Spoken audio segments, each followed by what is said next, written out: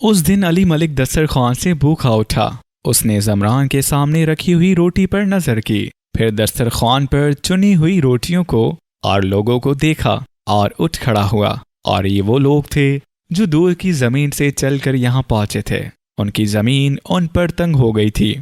उन्होंने अपने माबूदों और मकबरों और हवेलियों की तरफ पुश्त की और कहा कि बेशक अल्लाह की जमीन बहुत वसी है। पहले एक घराना आया और यहाँ पहुंचकर खुले आसमान में सख्त जमीन पर पड़ा रहा। फिर दूसरा घराना आया और जमीन की सख्ती से लड़ने लगा। फिर घराने आते चले गए और ऊंचे दरख्तों को सिरंगो करने और सख्त जमीन को नरम बनाने पर जत गए। जब वो सब इकट्ठे हो गए तो उन्होंने हशाम से कहा कि ए हशाम, तू हम में बड़ा है, बस तू हमारे बीच बैठ और मुनसफी कर। हशाम उनके बीच बैठा और खूब मुनसफी की। उसने ताउम्र टाट पहना और सबके साथ एक दस्तरखान पर बैठकर मोटी रोटी खाई और मिट्टी के प्याले में पानी पिया। उसने 175 बरस की उम्र पाई और जब वो मरा तो उसकी कमर सीधी थी। हशाम को याद करके लोग बहुत रोए। फिर उन्होंने उसकी पहली जोरू के पहलूठी के बेटे ज़मरान को अपने बीच बिठाया और कहा कि अब तू अपने बाप की जगह हमारे दरमियान मुनसफी कर। इस बाप के बेटे ने भी खूब मुनसफी की। फिर एक दिन यूं हुआ कि अबी मलिक ने दस्तरखान पर बैठे हुए ज़मरान के आगे रखी हुई रोटी पर नजर की और उसके उजलेपन को देखकर हैरान हुआ। फिर उसने दूसरों के सामने रखी हुई रोटियों को देखा कि इतनी उजली ना थीं। फिर वो ज़मरान से मुखातिब होकर बोला कि ए हशाम के बेटे, क्या तू अपने छने हुए आटे की रोटी खाएगा? और मैंने तेरे बाप से और तेरे बाप ने अपने बाप से ये सुना है कि जब गेहूं के छिलके से जुदा हो जाए तो गोश्त नाखून से जुदा होता है और गेहूं थोड़ा और भूख ज्यादा हो जाती है। और हमें हमारा पालने वाला उस दिन पनाह में रखे कि हमारे दरमियान गेहूं थोड़ा रह जाए और हमारी भूख बढ़ जाए। उस दिन अली मलिक दस्तरखान से भूखा उठा और जब वो दस्तरखान से भूखा उठा तो बस्ती में उसका चर्चा बहुत हुआ। लोग पहले हैरान हुए और उन्होंने सरगोशियां की कि अली मलिक दस्तरखान से निवाला तोड़े बगैर उठ गया और उसने ज़मरान से अपनी रोटी अलग कर ली। फिर वो डरे कि क्या सचमुच गेहूं अपने छिलके से जुदा हो गया है। ज़मरान ने लोगों को देखा और गुस्सा किया और जिसने हैरानी जाहिर की और खौफ का ऐलान किया उसका दस्तरखान अपने दस्तरखान से अलग कर दिया। जहां एक दस्तरखान था वहां बहुत से दस्तरखान हो गए, पर ज़मरान का दस्तरखान मुख्तसर हो जाने पर भी फैला हुआ रहा। उसके आड़ी और हवारी दोनों वक्त उसके साथ दस्तरखान पर बैठते और छने हुए आटे की रोटी खाते। ज़मरान के दस्तरखान के लिए आटा बारीक पीसा जाता था और एक बड़ी सी छलनी में छाना जाता था और ज़मरान ने छने हुए आटे की भूसी को देखकर तशवीश की। ज़मरान नहीं चाहता था कि लोगों के दरमियान गेहूं थोड़ा रह जाए और उनकी भूख बढ़ जाए, तो उसने यूं किया कि बची हुई भूसी को लोगों में तकसीम कर दिया। बस जिन्हें आटा कम मिला उन्हें भूसी ज्यादा मिल गई। उन्होंने अपने अपने छने आटे में भूसी मिलाकर मोटी रोटी पकाई और सैर होकर खाई और ज़मरान के आटे से जितनी भूसी निकलती थी लोगों में तकसीम हो जाती थी और उनकी छने आटे में मिल जाती थी।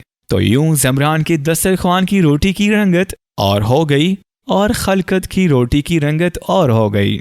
ज़मरान का आटा पहले छलनी में छाना गया, मगर फिर ज़मरान को एहसास हुआ कि आटा छलनी में मोटा छनता है। उसने बारीक छनाई की, तरकीब ये निकाली कि बहुत बारीक कपड़ा बनवाया और उसमें छने हुए आटे को मजीद छनवाया, हत्ता कि आटा मैदा बन गया और रोटी ज्यादा चिट्टी और ज्यादा मुलायम हो गई।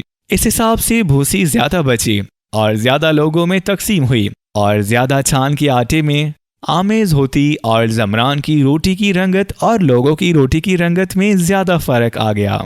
ज़मरान ने बारीक कपड़ा आटा छनवाने के लिए बनवाया था, मगर फिर यूं हुआ कि वो कपड़ा उसे अपनी पोशाक के लिए भा गया और सदा से मोटे नाज की संगत मोटे कपड़े से और बारीक नाज की संगत बारीक कपड़े से चली आती है।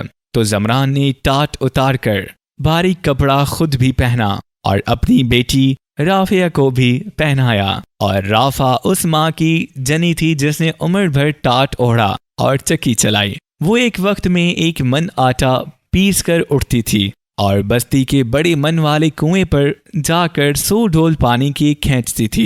बदन उसका तांबे की तरह तमतमाता था। इस तांबा बदन से जमरान बड़े कुएं की मन पर टकराया और घास के गर्म बिस्तर पर उसके संगे बिस्तर पर गया। फिर वो अपनी खेती अपने घर लाया। 9 महीने 10 दिन बाद उसने बेटी जनी कि नाम इसका राफे रखा गया। और वो गरम लहू तांबा बदन वाली औरत 150वीं बरस में अपनी तनी हुई खाल और कसी हुई कच्चों के साथ अल्लाह को प्यारी हो गई। अली मलिक के बेटी बख्तावर की भी राफे से मुठभर बड़े कुएं की मन पर हुई थी और राफे गंदम के खोशे की मानंद शादाब और मैदे की लोई की मिसाल नरम और चिट्टी थी। गात खूब और खुशनुमा और सीना जैसे घी दूध में गूंदे मैदे के 2 पेड़े। तो बख्तावर ने बड़े कुएं से उसे ताका और पानी से छलकती डोल की तरह उसे खींचा और सैराब हुआ। मगर फिर ऐसा हुआ कि वो कुएं पर गया और उसने राफे को वहां ना पाया।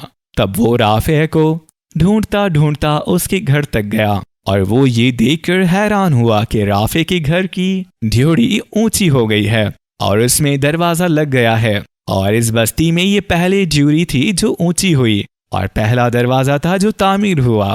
बख्तावर ने इस दरवाजे को खटखटाया, फिर वो दरवाजा ना खुला। बख्तावर ने राफे को पुकारा पर दरवाजा बंद रहा और पुकार का जवाब ना आया।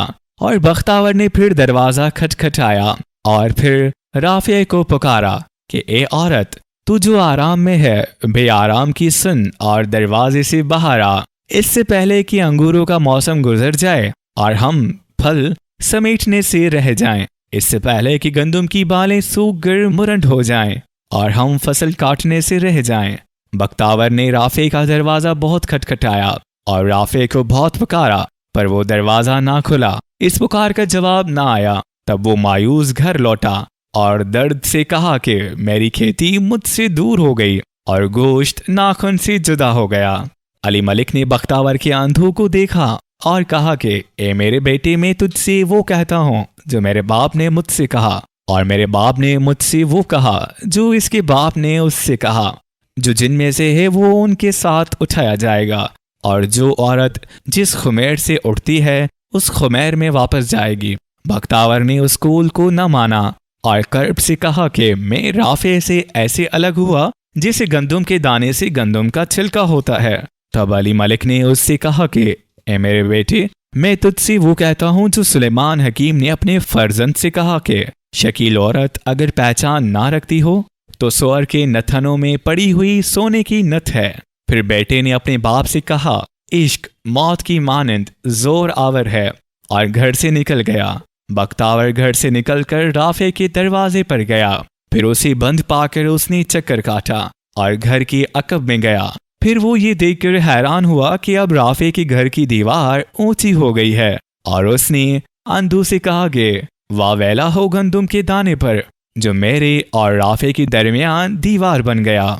और यूं हुआ कि जब जमरान के घर का दरवाजा बन गया और उसमें कुंडी लग गई तो कुछ देखने वालों ने उसे देखकर रौब खाया और कुछ देखने वालों ने उसे देखकर उसके पीछे की चीजों के बारे में तजस्सुस किया। फिर एक दिन यूं हुआ कि जमरान की भारी पोशाक चोरी हो गई और ये पहली चोरी थी कि इस बस्ती में हुई।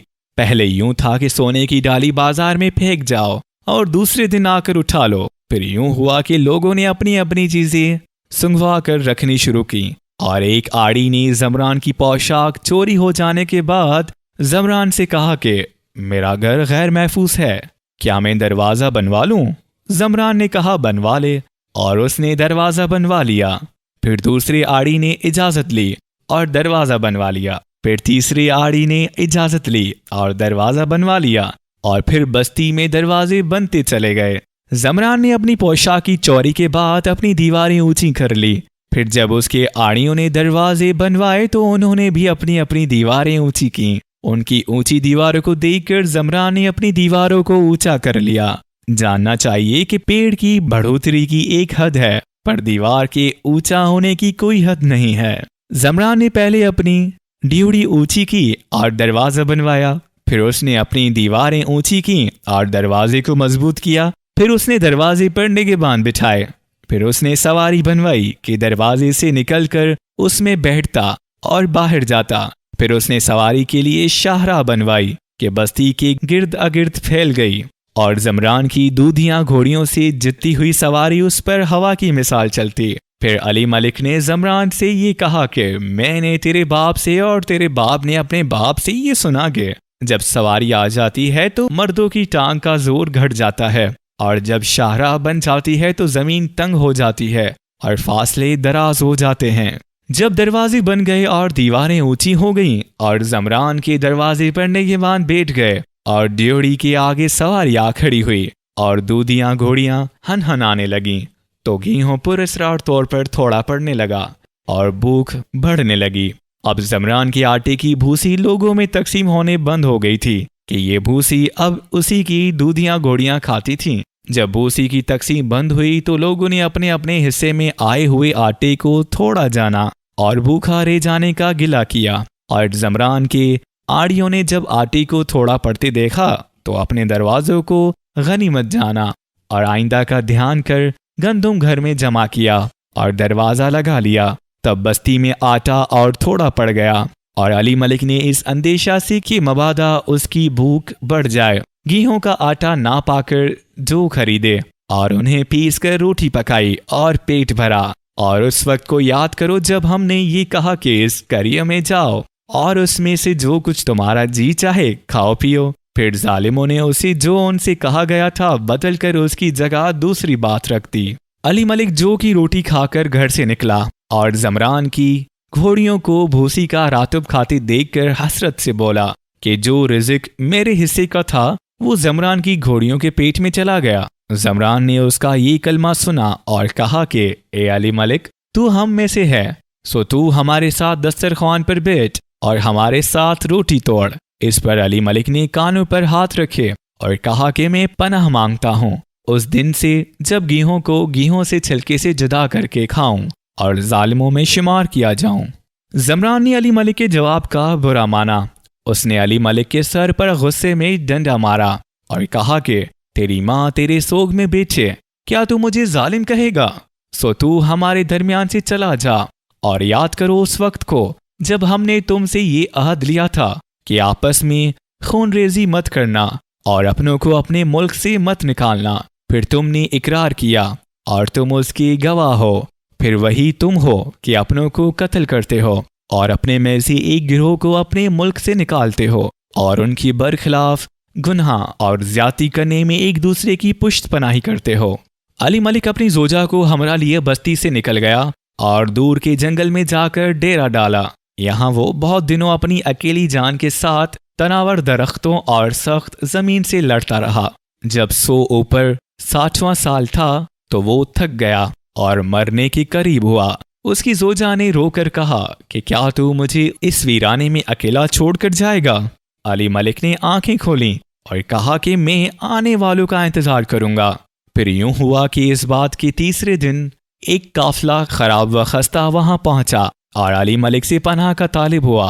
अली मलिक ने उन्हें पनाह दी और पूछा कि दोस्तों किधर से आना हुआ? उन्होंने कहा कि हम ज़मरान की बस्ती से आए हैं। ये सुनकर अली मलिक की जोजा ने सवाल किया कि मेरे बेटी बख्तावर के बारे में कुछ कहो। उन्होंने जवाब दिया कि तेरा बेटा अपनी आग का ईंधन बन गया। उसने राफे के लिए ज़मरान की दीवार पर अकब से कमन डाली। खुदा तेरे बेटे पर अपनी रहमत करे। ये हमारी बस्ती की पहली ऊंची दीवार पर कमन थी और इश्क की पहली वारदात थी। अली मलिक की जोजा ने यह खबर सुनकर अपने सीने पर दुहत्तर मारी और अली मलिक का सर झुक गया और उसने ये कहा कि बेशक इश्क मौत की मानंद जोरावर है।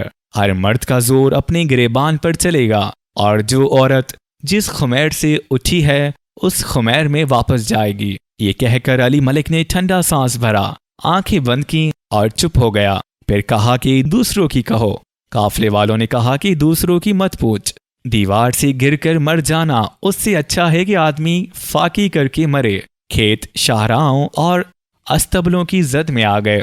खेतों वाले कुछ निगहबान बने, कुछ साइस हुए, कुछ आवारा हो गए और गेहूं हमारे दरमियान थोड़ा रह गया और गिरां हो गया और हमने ज़मरान की ज़मीन को अपने आप पर तंग पाया और निकल खड़े हुए कि अल्लाह की ज़मीन बहुत वसी है। अली मलिक ने इस पर यह कहा कि अल्लाह की ज़मीन बेशक बहुत वसी है, पर अल्लाह के बंदों पर वो हमेशा तंग रही। ये कहकर उसने आंख बंद कर ली और हमेशा के लिए चुप हो गया। काफिला वालों ने अली मलिक को इज्जत से दफन किया और अली मलिक की बेवा को इज्जत से अपने दरमियान जगा दी कि अली मलिक ने उनके लिए इस सख्त जमीन को बहुत नरम किया था और ऊंचे दरख्तों को बहुत सरंगो किया था।